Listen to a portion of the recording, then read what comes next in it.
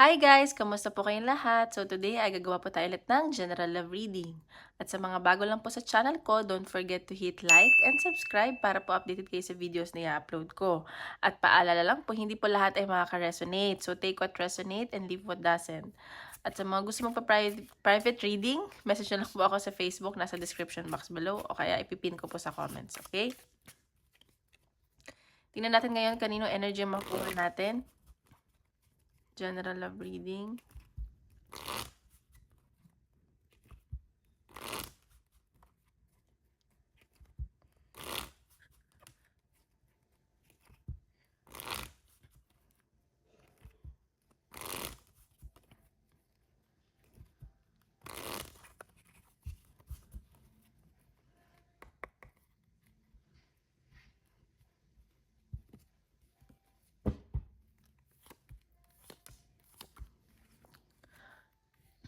Okay. Okay. Ay, ba't ganun? Okay, sa nakikita ko dito, meron iba dito pamilyado na. At sa nakikita ko siguro may pagtatalo kayo ng person mo or merong naiinis or nagagalit sa inyo isa ng person nyo. And it's about pag-travel ito. Parang bigla ang travel. At sa pinapakita dito, pamilyado kayo or itong person mo. Okay? Parang nai-stress siya eh. At wala siyang peace of mind or ikaw to, ganyan. So, tingnan pa natin. Siguro stress to sa family. May nakakaaway sa family. O kayo to, nag-aaway tungkol sa pamilya.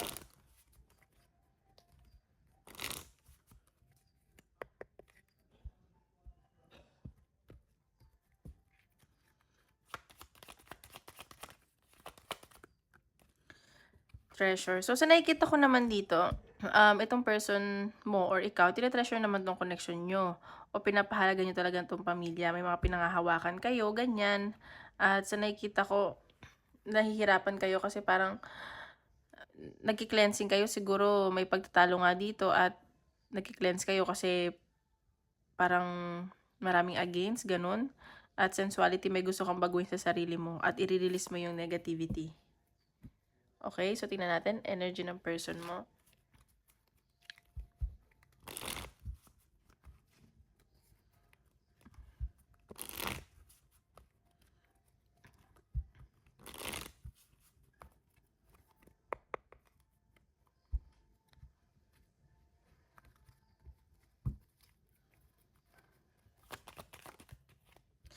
Okay, the moon. So, itong person mo, baka may mga tinatago sa'yo. Or ikaw to at natatakot ka na baka nga may tinatago sa'yo, parang hindi ka pa rin kampante, ganun. Baka nag-iisa tong person mo. He or she feels lonely. Ayan, Page of Swords. At may nakikita ko may communication or itong person may ni-stalk ka. Ganyan. At sa nakikita ko na parang may gusto siyang ipaglaban dito. At ipaglalaban niya kung ikakasiya niya, ganun. Knight of Swords. See, action-oriented tong taong to. Though natatakot siya, but sooner or later, parang may gagawin siyang action towards your connection. Ay paglalaban tong taong to. Five of Cups. So, sa nakikita ko, may nafe-feel tong disappointment ngayon. Kasi may nakita akong pagbiglaang pag-travel para sa pamilya, para magkaroon ng new beginning. At nauwi to sa pag-aaway, sa stress, ganyan. At sa nakikita ko parang walang peace of mind. So, eto, ayan. So, baka may pagsisisi, ganun. Two of Wands. So, eto, parang may ginagawa pa tong person mo na choice. Nagdadalawang isip pa siya or may pupuntahan to, may pag-travel. May ginagawa siyang dalawang choice eh, kasi alam mo yun, dalawang wand. So, may kailangan daw siyang gawin, ganun.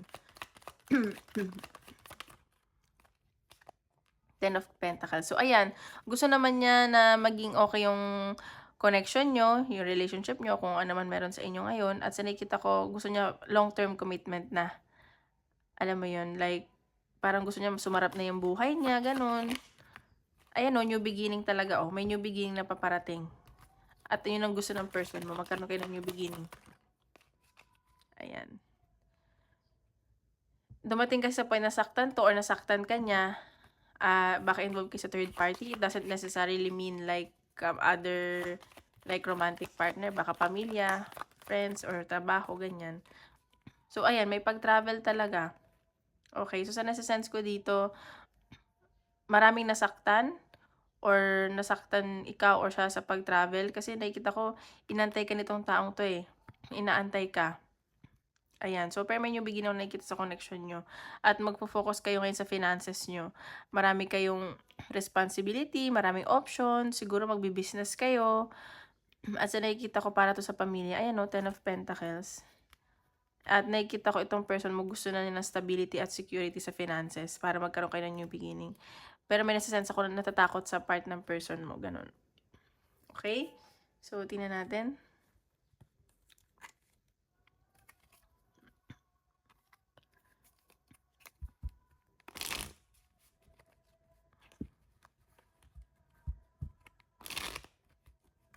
Energy mo naman, oops.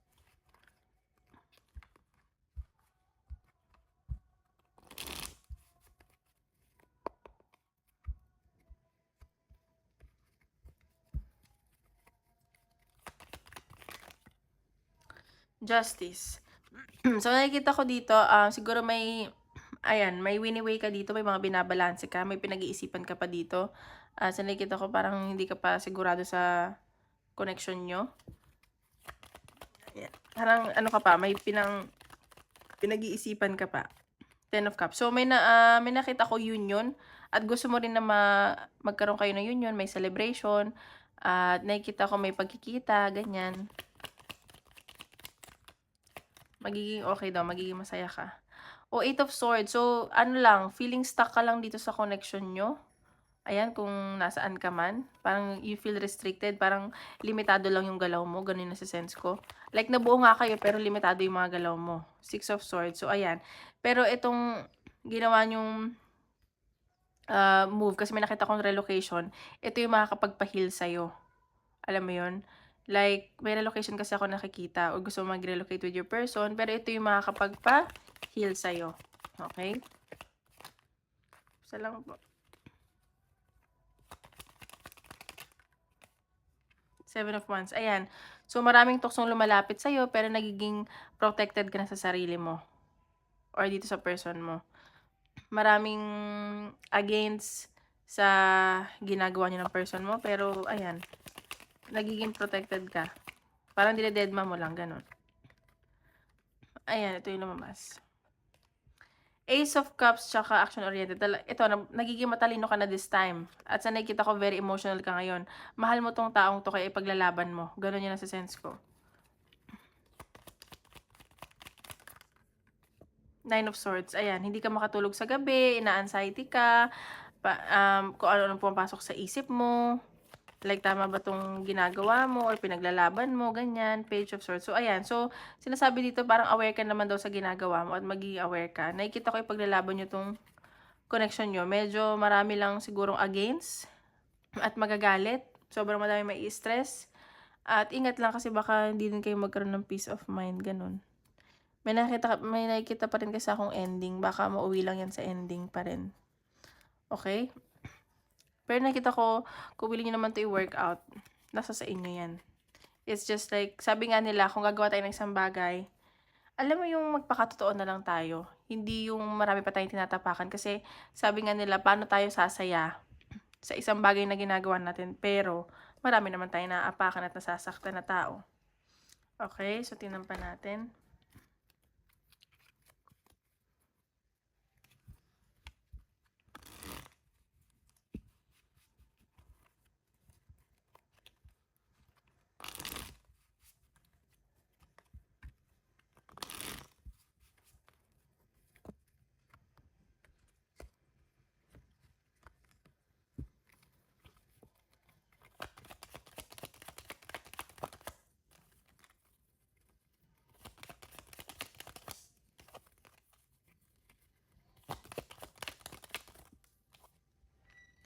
Okay, insecurity. So, isa sa inyo na person mo may nafe-feel na insecurity, parang bumababa yung self-esteem, at alam mo yung tulala kayo, ganun.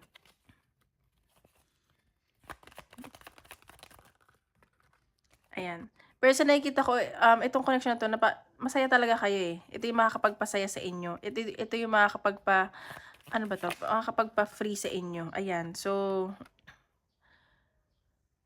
baka bagong tao 'to or nagiging bagong tao kayo sa isa't isa ng person mo. Magde-date kayo, ganyan, at nakikita ko na, meron ditong independency. So, meron kasi kayong unfinished business nitong taong 'to or may paparating pa sa'yong bago. Okay, so tingnan pa natin.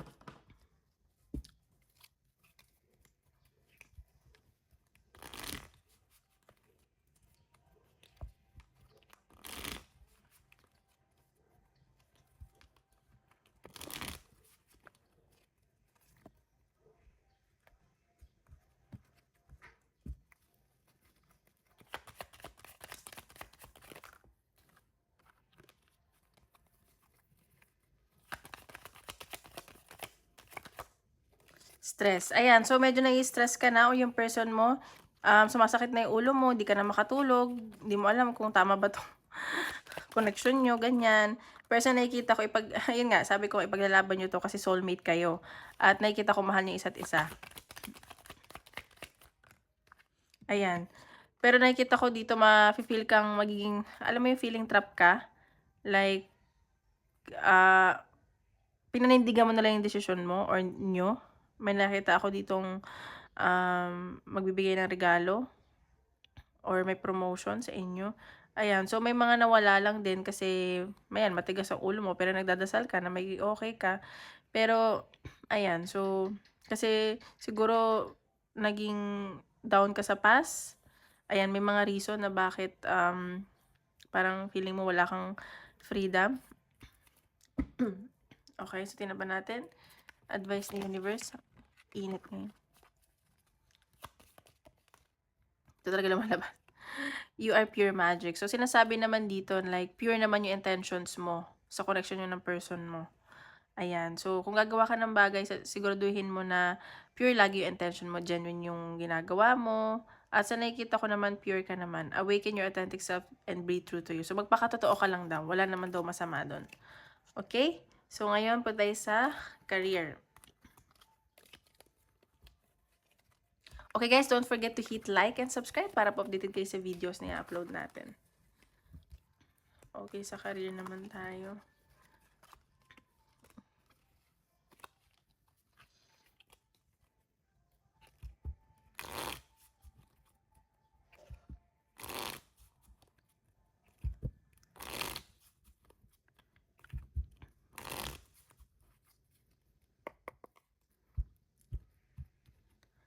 Wait, isa pa daw. Sabi ni Spirit.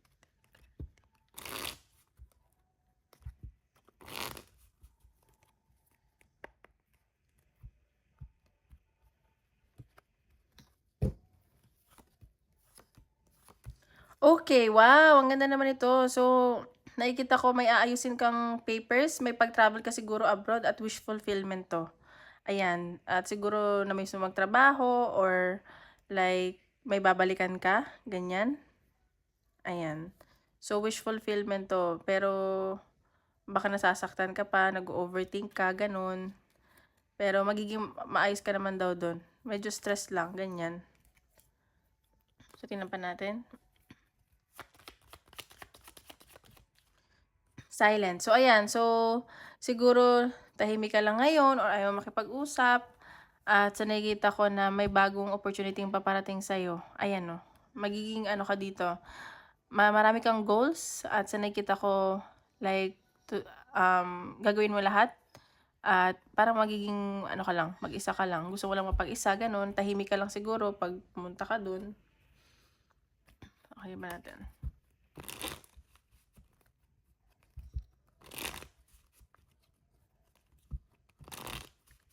Career reading.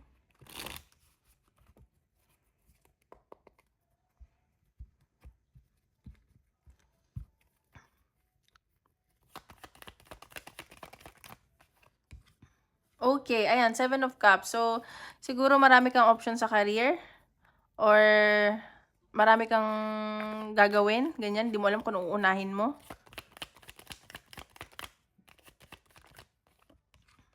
Ayan, so pinapakita naman dito like, magiging okay naman daw, like magiging parang alam mo may pagkakaisa gano'n, yung pakikisama mo magiging okay naman daw. Ayan 'no, new beginning 'to para sa'yo, travel talaga 'to, Page of Wands, may nakita akong communication na paparating. Ayan 'no, the Sun card, wow ang ganda naman. So ayan, magiging masaya ka daw dun, magiging generous ka at yung mga katrabaho mo or diyan sa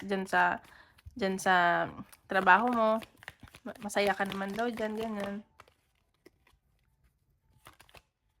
Ayan. So pinagdasal mo talaga 'to, ayan, the Judgment. So pinagdasal mo 'to at minanifest mo at ibibigay na sa'yo. Dadasal ka na maging okay lahat. Ayan, Queen of Wands. So, maraming maa-attract sa'yo or maraming na-attract sa'yo dyan kasi masiyahin ka, very charming ka, at nakikita ko very passionate ka sa trabaho mo, nag enjoy ka talaga, ganyan. Pero parang may sarili kang mundo. Ayan, so ayan, baka may magkagusto sa'yo dyan or may nagkakagusto na at mag-offer 'to. Pero ingat ka lang kasi yung nararamdaman niya parang naguguluhan pa siya. Pero baka yayain ka mag-date. See, maraming nagkakagusto sa'yo diyan, may pag-travel talaga. Maraming nagkakagusto at maguguluhan ka, pero yung pera mo magiging maayos at siguro magki-create ka na ng boundaries, magiging matigas ka na at may new beginning ako nakikitang paparating sa'yo. Okay?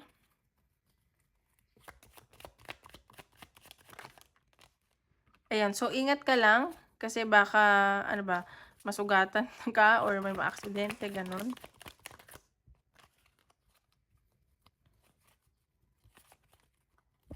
Pinag-iingat ka lang. Siguro ano, ayan. Pero ano naman daw, may magko-confess sa'yo or may hingi sa'yo ng sorry. Baka may makasakit sa'yo dyan, tapos mag-sorry din. Ayan. So, ganyan. Magiging ano ka daw talaga dito, hardworking at aanihin mo daw yung mga pinagtrabahuhan mo. Ayan. So, ayan o, introvert. So, baka maging mag-isa ka lang daw. At you will, sorry guys, parang isi-separate mo yung sarili mo. Parang you'll be more by yourself at gusto mo may private life ka, ganun. Ayun. So, tingnan natin advice ng universe.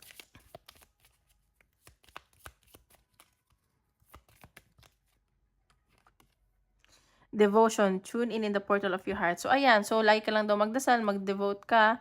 At sa nakikita ko, lagi mong gagawin ng isang bagay, lahat ng bagay from the heart at with love. Ayan. Retreat, rest, and be held. So, huwag mo kalimutan magpahinga. Okay, now? Tingnan natin. Isip ka question. Tingnan natin ang sagot ng universe.